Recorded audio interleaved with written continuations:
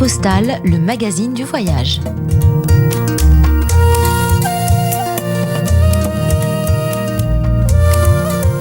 Le pays du parfum. Nous visitons Grasse aujourd'hui en compagnie d'Evelyne Dreyfus. Bonjour Evelyne. Bonjour Léa et bonjour à tous. Et oui, en général, on dit que Grasse, c'est la ville du parfum. Elle est peut-être autre chose, mais c'est vraiment ce qui prime quand on va à Grasse. Oui. Le musée du parfum, c'est incontournable et on en apprend des choses. Énormément. Alors Grasse, moi j'ai trouvé que c'était... une ville poésie en fait. Elle a un côté italo-méditerranéen avec ses petites rues escarpées, les porches, les pavés. C'est craquant. Bon, en plus dans le cadre méditerranéen, le cadre effectivement de la Côte d'Azur qu'on connaît. Donc effectivement, alors c'est une ville. Moi j'ai trouvé très intéressant d'y aller là parce que il y a eu quand même une baisse d'activité du parfum à un moment donné. Elle n'avait plus l'aura qu'elle avait parce que dans les années 80-90 sont arrivées les molécules de synthèse. On a acheté les fleurs à l'étranger moins cher, etc. Donc l'activité évidemment a baissé. Et tout ça revient avec d'une part la volonté de relocaliser et puis l'appel vers le naturel, la nature. Donc ils ont saisi la chance. Je pense qu'à la municipalité a vraiment compris que voilà. En plus, bon, c'est vrai que des gens comme Chanel, Dior, d'autres se sont engagés de nouveau, c'est-à-dire que par contrat, à se fournir sur place, ce qui fait qu'effectivement tous les champs qui avaient été abandonnés, on retrouve de la rose centifolia, on retrouve ce qu'ils appellent la fleur, c'est-à-dire le jasmin, des tubéreuses, la lavande évidemment. Donc on retrouve ça. Il y a de nouveau effectivement, on a redoré le blason quand même de cette ville qui depuis le XVIe siècle, parce que cette histoire de parfum. C'est parti du XVIe siècle, c'est parti du cuir, de la tannerie en fait. Il fallait masquer l'odeur du tanneur de tannage, du cuir, et donc des cuirs italiens. Et ils avaient trouvé à l'époque, c'était une spécialité du coin. En fait, c'était le pistachier lentisque et le myrte qui étaient utilisés et puis ça donnait un cuir vert qui petit à petit a été extrêmement apprécié. Donc il y a eu un début de savoir-faire de l'odorat, de ce qu'on pouvait faire de la plante.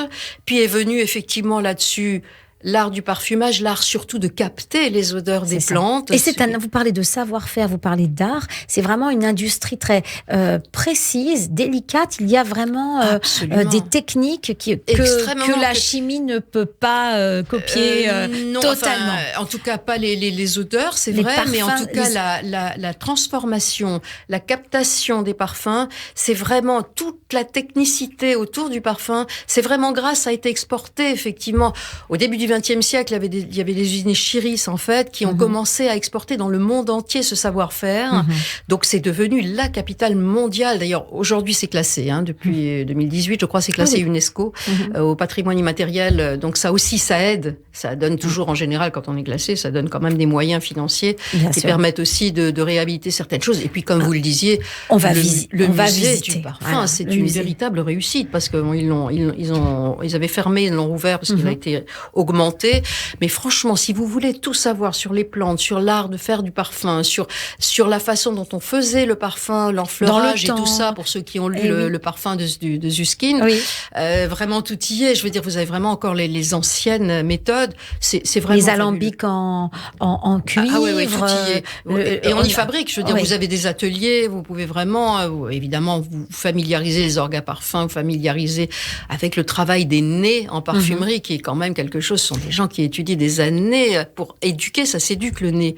Et vous avez dans Grasse, du coup, énormément de petites boutiques qui se sont ouvertes de créateurs de parfums, où vous avez des parfums originaux, où vous pouvez apprendre à composer. On peut même soi-même créer un parfum. Il y a parfois des ateliers qui le proposent. Beaucoup.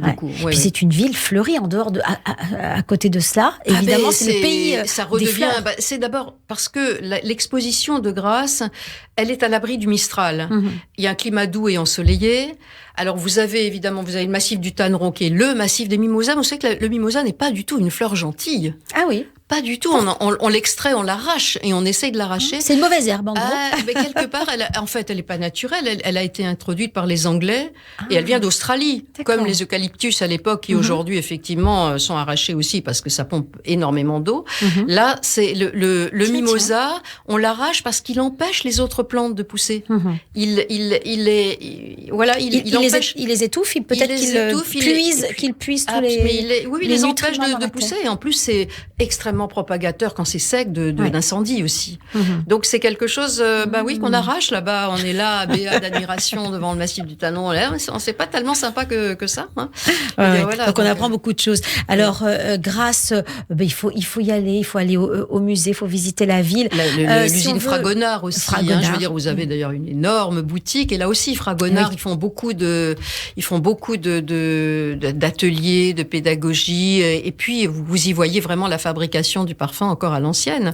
C'est vraiment c'est pour qui aime le parfum, c'est franchement le paradis quoi.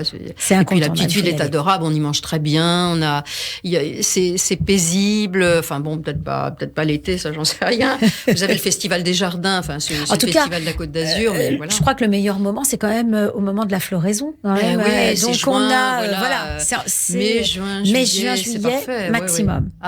Oui, enfin maximum. La façon et les musées et tout ça, sont le savoir-faire, grâce à il y est toute l'année.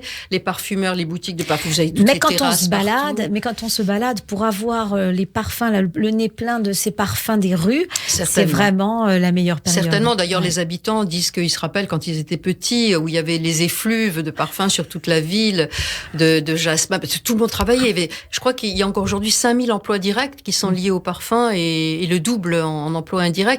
Chaque étudiant, chacun dans la famille a eu quelqu'un qui a travaillé dans la cueillette, la transformation, le parfum et tout ça. C'est vraiment, c'est une ville parfum. Et on sent d'ailleurs une bourgeoisie de l'univers du parfum derrière des façades assez fermées, je pense. Enfin, c'est vraiment, il y a les grandes familles du parfum, c'est particulier quand même aussi. Hein. Ben on ira visiter. C'est pas loin tout ça, c'est très facilement accessible, bien sûr. C'est tout près de Nice, quoi. Merci infiniment, Evelyne, et on se retrouve la semaine prochaine. Avec plaisir. Bonne journée à tous. Bonne journée.